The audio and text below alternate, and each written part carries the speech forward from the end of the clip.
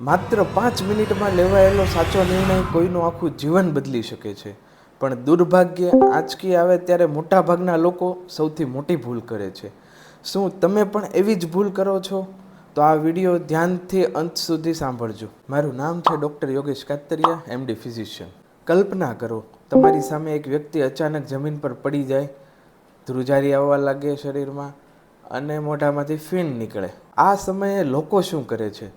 તો મોઢામાં સમચી, કપડું કે આંગળી રાખવાનો પ્રયાસ કરે છે, પાણી કે દવા આપવાનો પ્રયાસ કરે છે, શરીરને જોરથી પકડી રાખે છે, બૂટ અથવા તો ડુંગળી સૂંઘાડે છે. આ બધી જ વસ્તુઓ દર્દીને વધુ નુકસાન પહોંચાડી શકે છે.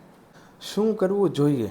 તો દર્દીને જમીન પર સુરક્ષિત રીતે પડવા દો. જમીનની આસપાસની દરેક વસ્તુઓ દૂર કરી દો જેથી દર્દીને કોઈ નુકસાન ન થાય. માથા નીચે નરમ વસ્તુ મૂકો. આંચકી બંધ થાય પછી દર્દીને કોઈ બાજુ ફેરવી દો જેથી શ્વાસ લેવામાં તકલીફ ન પડે. અને ખાસ સમય જરૂરથી નોંધો. આંચકી એટલે મગજમાં અચાનક અસામાન્ય ઇલેક્ટ્રિકલ પ્રવૃત્તિ થવી. દરેક આંચકી એપિલેપ્સી નથી. તાવ, ઓછી બ્લડ શુગર, સ્ટ્રોક, મગજમાં ઇન્ફેક્શન અને માથાની ઈજા, આ કોઈ પણ કારણોથી આંચકી આવી શકે છે. જો આંચકી 5 મિનિટથી વધુ ચાલે, વારંવાર આવે, વ્યક્તિને પહેલી વાર આવી હોય, ઈજા થઈ હોય અથવા તો ગર્ભવતી હોય તો 1 પણ મિનિટ બગાડ્યા વગર તાત્કાલિક સારવાર લો.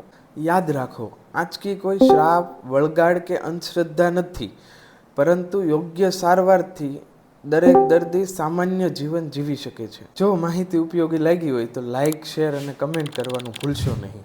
આવી જ સ્વાસ્થ્ય સંબંધિત સાચી માહિતી માટે ચેનલને સબસ્ક્રાઈબ કરો.